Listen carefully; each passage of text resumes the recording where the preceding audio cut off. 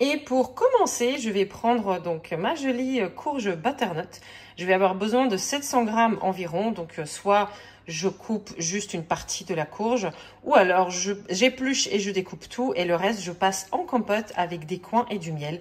Croyez-moi, c'est absolument délicieux. Et pendant que mon four est en train de se préchauffer à 200 degrés, j'ai préparé la pâte, je l'ai sortie du frigo quoi, en gros, je l'ai mis dans le moule.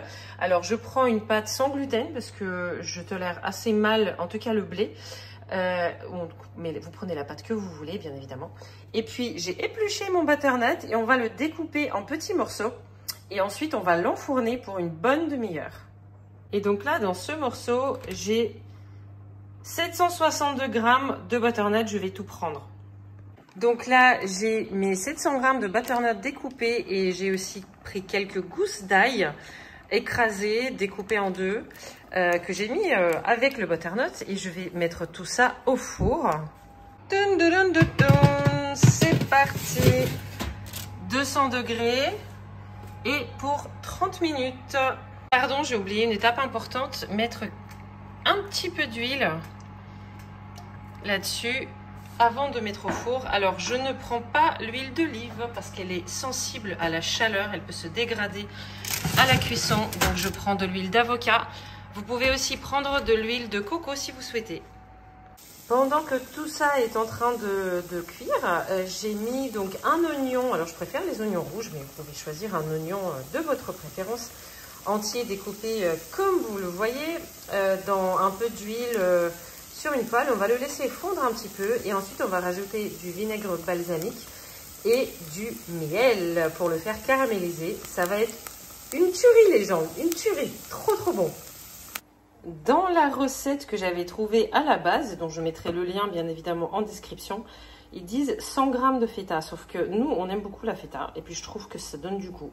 Et la première fois que j'avais fait cette recette, j'ai mis 120 grammes, ça a passé très bien.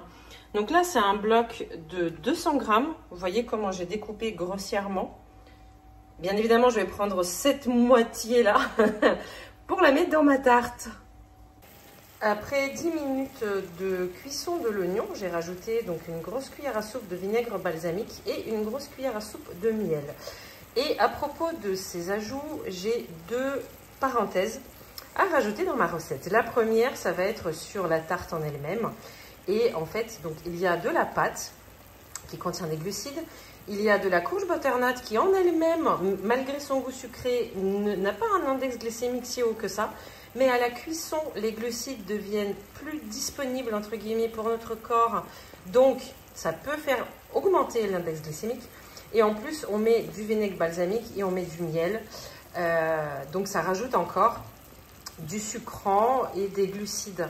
Donc, il est impératif de compenser cet index glycémique potentiellement un petit peu haut en rajoutant à votre repas de la bonne protéine, donc une dose de protéines à votre goût, et également des crudités. Donc ça peut être une bonne grosse salade verte, ça peut être des crudités de saison. Là on est en octobre, donc moi je vais prendre ce que j'ai trouvé à mon marché, qui est local et du coin, et de saison du coup.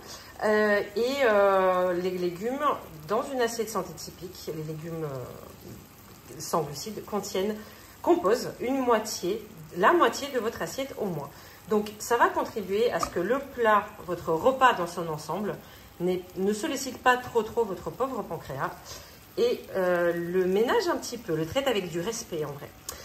Voilà, et la deuxième parenthèse, c'est par rapport au miel et à la cuisson. J'ai lu, entendu et me suis renseignée pas mal sur une potentielle toxicité du miel à la chaleur, quand il est exposé à la chaleur, que ce soit comme là maintenant à la cuisson ou même dans du thé. Et j'ai entendu et lu beaucoup d'avis différents. Il se peut qu'effectivement le miel devienne légèrement toxique à la chaleur, mais si vous n'en prenez pas souvent avec du chaud, ça ne peut pas faire de mal puisque c'est la dose qui fait le poison. Ça c'est mon humble avis, ce n'est pas back-upé par une étude scientifique, mais je pense que moi vraiment je fais ça même pas une fois par mois. Je fais confiance à mon corps pour qu'il gère ça bien, mais je vous donne l'info quand même pour que ce soit vous qui décidiez. Moi, j'ai remplacé le sucre blanc par du miel. On peut aussi utiliser d'autres types de produits, entre guillemets, sucrants, édulcorants. Et on peut aussi ne pas en mettre du tout et se contenter du vinaigre balsamique. Ça peut aussi faire l'affaire. Ma feta, je l'ai coupée en petits morceaux. Vous pouvez aussi l'émietter et je l'ai mis dans un bol où va aller tout le reste. Et j'ai rajouté du romarin frais qu'on a ramassé dans le jardin. Au goût, nous on adore le romarin et ça donne un goût absolument délicieux à la tarte. Donc à la cuisson, il va donner son parfum à toute la tarte et il va aussi devenir un petit peu croustillant. Donc ça ne posera aucun problème pour le manger, le mâcher. Je sais que certains, moi y compris, on peut avoir du mal avec ça, donc je vous préviens. Donc j'y rajoute mon oignon caramélisé.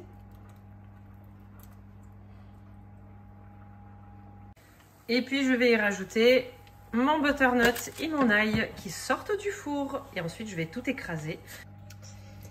Je mélange, donc j'écrase la courge. On peut utiliser un mixeur, mais bien sûr on n'est pas du tout obligé. La courge n'est pas totalement cuite, mais c'est pas grave puisqu'elle va retourner au four avec la pâte.